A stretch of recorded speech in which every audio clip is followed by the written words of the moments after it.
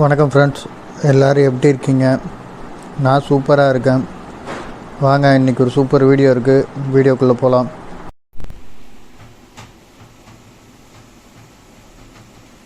இது வந்து BLDC கிட்டு வாங்கியிருக்கோம். BLDC ஃபேன் கிட்டு. இது பார்த்திங்கன்னா இதெல்லாம் நமக்கு வந்திருக்கு.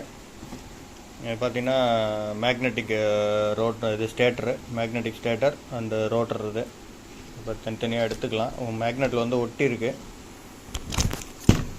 அதனால் அப்படி இருக்குது. காயில் மட்டும் தனியாக, இதுக்குள்ளே ரிமோட்டு, மேலே கப்பு, டாப் கப்பு கொடுக்குறாங்க.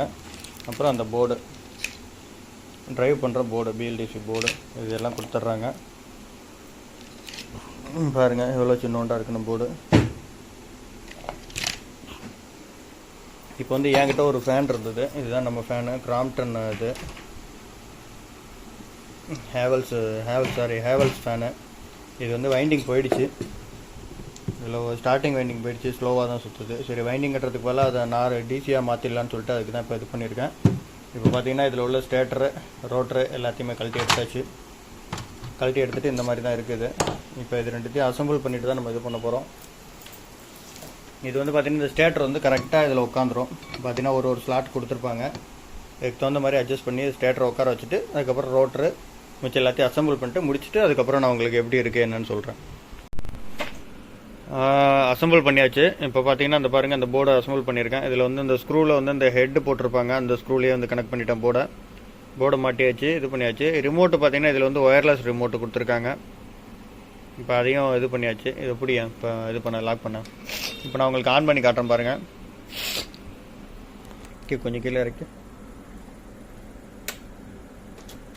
இப்போ ஆன் பண்ணிட்டேன். பீப் சவுண்ட் வந்துருச்சு பாருங்கள். ஓடுது.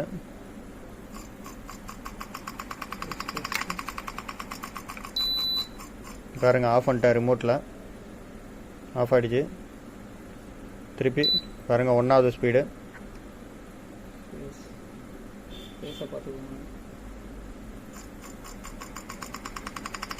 அந்த லீஃப் போடாதனால அது ஸ்பீடு எடுத்துட்டு தான் லோ ஆகுது.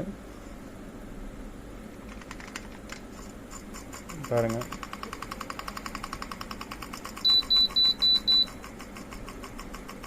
ஸ்பீடு ஓடிக்கிட்டு இருக்கு பாருங்க.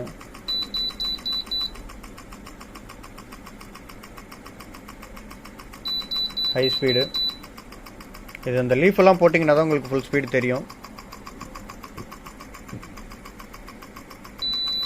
ஆஃப் பண்ணிட்டேன். ஆஃப் ஆகிடுச்சு பாருங்கள். எல்லாமே கரெக்டாக வரும். இப்போ வந்து டர்போ மோட் ஆன் பண்ணியிருக்கேன். ஃபுல் ஸ்பீடில் ஓடிட்டு. அதாவது அந்த லீஃப் போட்டால் தான் உங்களுக்கு அதனால தான் வெட்டுது அது. ஏன்னா அதுக்கு லோடு கிடைக்காம வந்து கரெக்டாக ஓட மாட்டேங்குது. லோடு கிடச்சதுன்னா அது வந்து கரெக்டாக ஓடும்.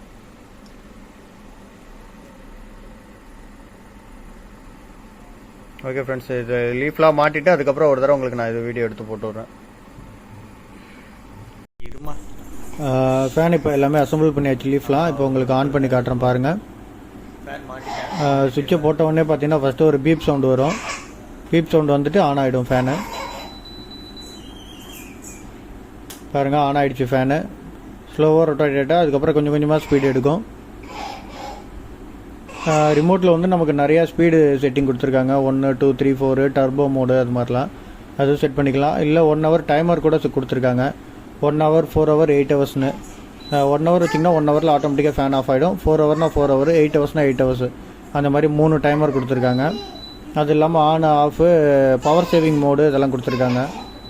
பவர் சேவிங் மோடுனா அது வந்து ஆட்டோமேட்டிக்காக அதை ஸ்பீடை அட்ஜஸ்ட் பண்ணிக்கிற மாதிரி இது பண்ணி கொடுத்துருக்காங்க. அந்த மோடும் இருக்குது.